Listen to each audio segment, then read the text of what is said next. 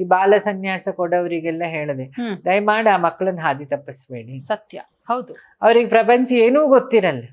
ಹೌದು.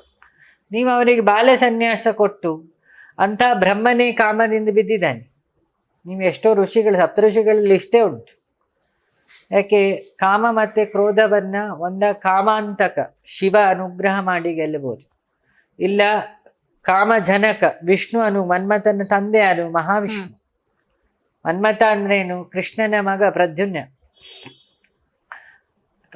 ಹುಟ್ಟಿಸ್ತವನ ಆಜ್ಞೆ ಆಗಬೇಕು, ಇಲ್ಲ ಸುಟ್ಟವನ ಆಜ್ಞೆ ಆಗಬೇಕು. ಹಾಗಾಗಿ ಸನ್ಯಾಸಿಗಳಿಗೆ ಶಿವನ ಪೂಜೆ ಕಂಪಲ್ಸರಿ.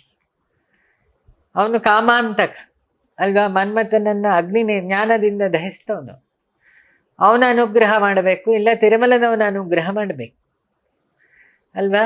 ಯಾಕೆ ಅವನು ಸ್ಥಿತಿಕಾರಕ. ಈ ಸೃಷ್ಟಿಯಲ್ಲಿ ಎಂತ ಪುಂಸಾನ್ ಮೋಹನ ರೂಪಾಯ ಪುಣ್ಯಶ್ಲೋಕಾಯ ನಮೋ ನಮಃ. ಪುಂಸಾನ್ ಮೋಹನ, ಪುರುಷರಲ್ಲಿ ಮಹಾಮೋಹನ. ಶ್ರೀನಿವಾಸನಷ್ಟು ಸೌಂದರ್ಯ ವೈಭವ ಯಾರಿಗುಂಟು? ಯಾರ ಹತ್ರ ಇದೆ ಅಂತ ಡ್ರೆಸ್ ಸೆನ್ಸ್? ಸತ್ಯ. ಅಷ್ಟು ಆದಾಯ ಯಾರಿಗೆ ಬರುತ್ತೆ? ಹಾಗಾಗಿ ಇವರಿಬ್ಬರ ಅನುಗ್ರಹ ಇಲ್ಲದೆ, ಅಥವಾ ಗುರು ಕೃಪೆ ಆಗಬೇಕು. ಗುರು ಕೃಪೆ ಮಾಡಬೇಕಾದ್ರೆ ಗುರು ಕಾಮ ಗೆದ್ದಿರ್ಬೇಕು ಅಲ್ವಾ? ಸರ್ಜರಿ ಆದವನೇ ಸರ್ಜರಿಯನ್ನು ಹೇಳ್ಕೊಡ್ಲಿಕ್ಕೆ ಸಾಧ್ಯ ಇಲ್ಲ. ಕುರುಡ ಕುಂಟಂಗ್ ದಾರಿ ತೋರಿಸ್ದಾಗತ್ತೆ.